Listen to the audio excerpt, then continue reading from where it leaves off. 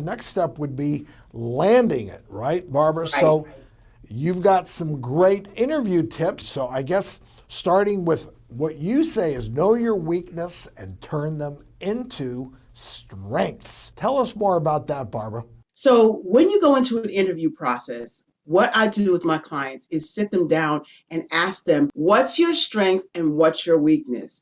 Your strength is the easy part. It's hard to come up with what your weakness is. But when you come up with the weakness, you've got to be able to switch it around and make it a strength. Here's what I've used in the past.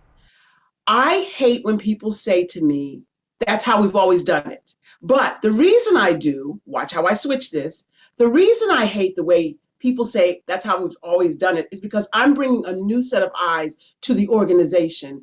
And I typically am able to find a way to re-engineer something that's been done the long way, the hard way, forever, and make it into a work smarter, not harder deal for the company. You can sort of twist, embellish any weakness that you have and say, you know what, but that helps me. Correct. To prepare more, to be more innovative, Creative, as you said. That makes sense. All right.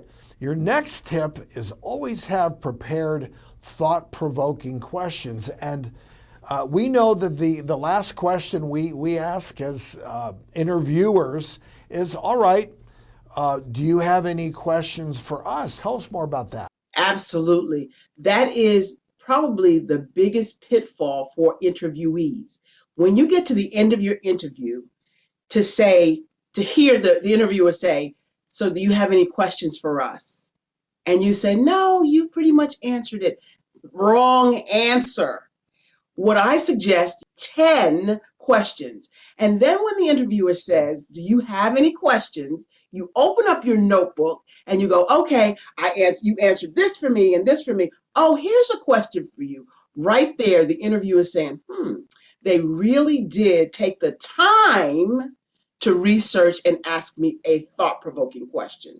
Bingo. As you said, that it shows that they put a lot of thought into it. And one last thing, you also say send a thank you note, not just to the person who interviewed you, but also to the receptionist.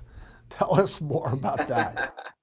The receptionist, the executive assistant, the executive admin, the admin is the gatekeeper. They could be the person that makes or breaks whether you break through that gate. And so I say, not only send the interviewer a thank you note, but also send the gatekeeper, the person who interviewed and let you into the door, let you into the interview, the person that spoke to you.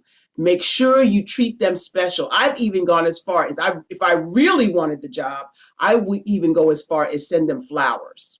Impressive. And most people in power do have a gatekeeper, and you want to make that gatekeeper happy as can be. Barbara, really, really some great tips. Thank you for the time today. Thank you for being so thoughtful.